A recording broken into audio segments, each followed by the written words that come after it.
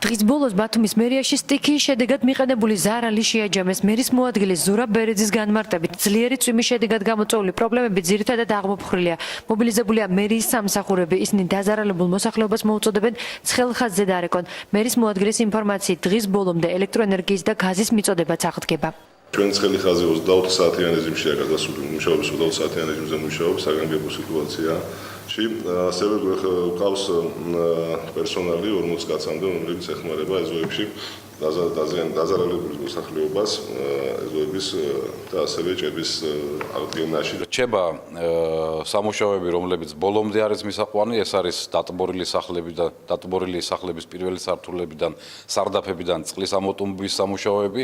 ამ მიმართულებითაც აქტიურად მიმდინარეობს და დარწმუნებული ვარ, რომ დღის ბოლომდე ყველა მისამართზე ჩვენი შესაბამისი ბრიგადები მივლენ და დასრულებული იქნება.